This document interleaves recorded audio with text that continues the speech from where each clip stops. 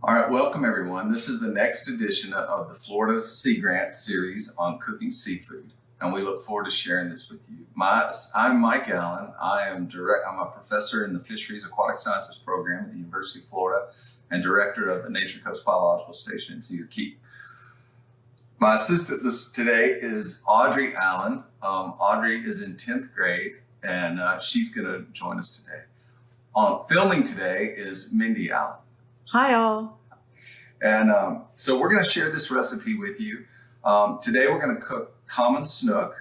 Snook is a very popular sport fish across the state of Florida, typically found from Tarpon Springs and north of Vero Beach, further south in the state of Florida. But they've been expanding substantially and moving up north of the Swanee River in our region. And we're actually doing active research on common snook populations with the Florida Fish and Wildlife Conservation Commission.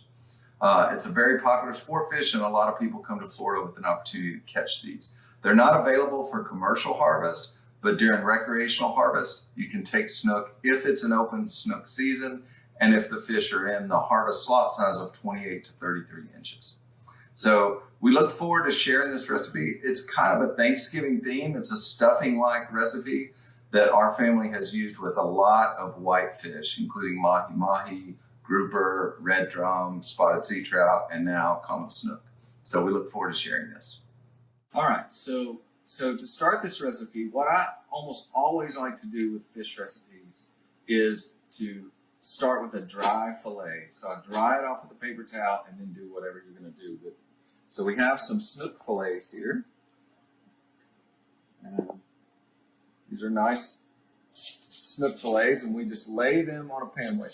Got one step. I'm going to spray that with a little bit of non-stick, not a lot,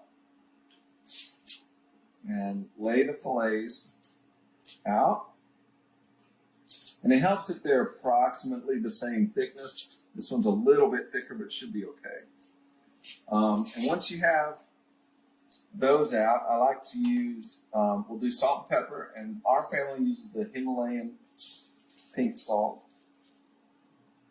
And so we'll just lightly, not too much salt, just a little bit. And then some black pepper. Again, you don't have to use too much, just a little bit. Okay. And then we'll just kind of barely coat them with a little bit of olive oil. Not too much. And then we use some Dijon mustard. Now the recipe calls for about a tablespoon of Dijon mustard. This actually helps hold the breading that we're about to make onto the fillets. So I just put a little bit of mustard. We'll spread this with a knife on each fillet.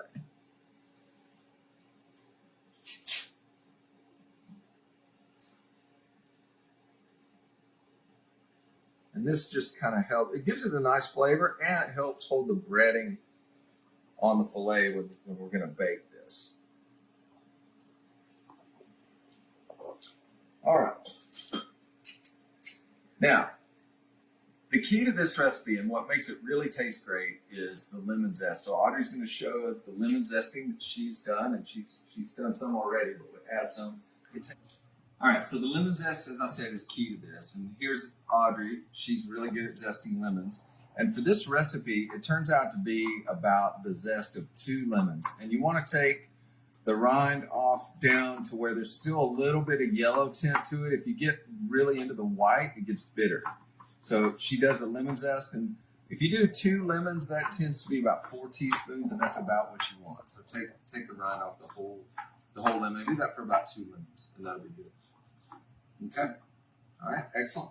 So when you're done, it should look about like that. So it still has a little bit of yellow, and it's not all white. And we'll add that.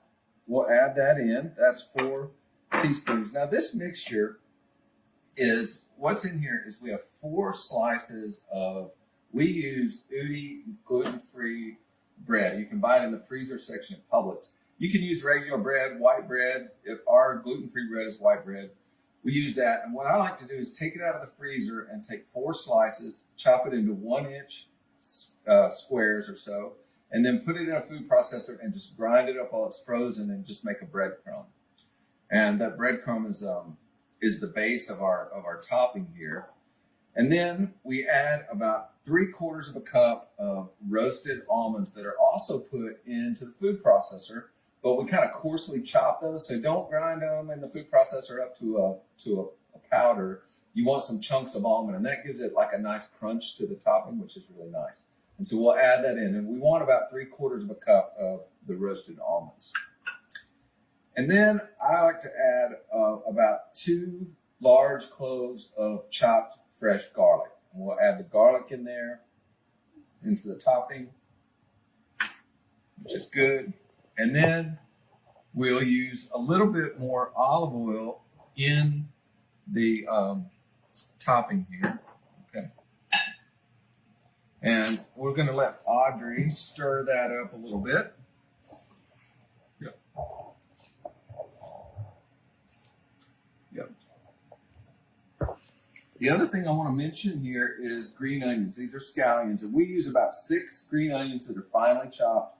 Put those in the mixture too. So the mixture is the gluten-free bread, pulverized in the food, chopped up in the food processor, coarsely chopped up roasted almond, 3/4 of a cup, a little bit of garlic, a couple of cloves, about a tablespoon of olive oil, and scallions, and then the lemon zest, the 4 teaspoons of lemon zest. And when you get done with it, it should have about this consistency. So it's moist, but it's still a little bit loose, and you can kind of pack it, but it's kind of loose. And that's really the basis of this topping, which is really, really nice. Now, the recipe calls for, and we'll put the full recipe online and available, but it also mentions that you can do a lot of variations with this. You can actually use hazelnut or pecans or some other kind of nut if you want to, and you can do some variations on what you use here. As I said, we've used this for all kinds of whitefish, and our family loves it. And it is definitely worthy of like a Thanksgiving dinner. You could serve this with sweet potatoes, and it's kind of got a stuffing feel to it. You can do mashed potatoes and green beans with it, rolls, that kind of thing. When it comes to Thanksgiving, Audrey, what's your favorite dessert? Would you say pecan pie, sweet potato pie? Pecan pie is your favorite? Okay. Excellent. So it's a nice Thanksgiving type meal. Okay, so these fillets, there's one thing I want to do is after, right before we coat them, we've got the mustard, salt, and pepper, and a little bit of olive oil on the fillets, and I'm just going to spritz just a little bit more lemon juice just directly on those fillets. Okay, not a lot, just a little bit. And that lemon flavor really makes it.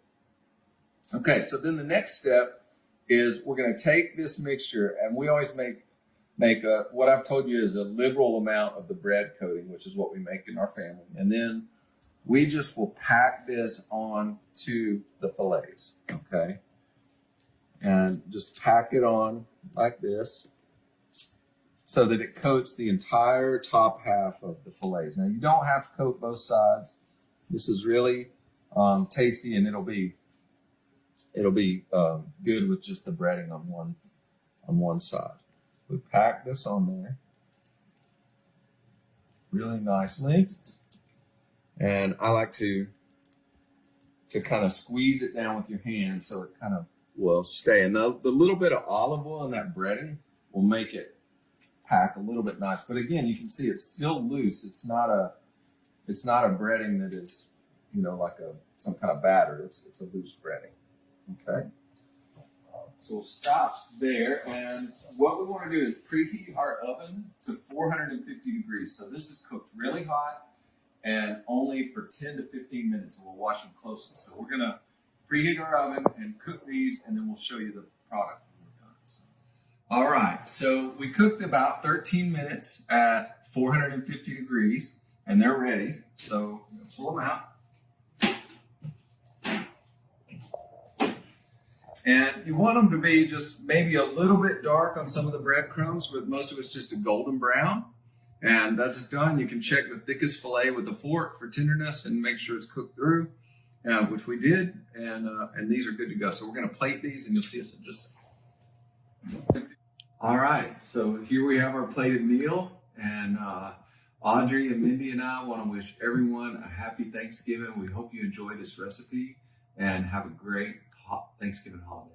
Happy Thanksgiving. Happy Thanksgiving. Bye, everyone.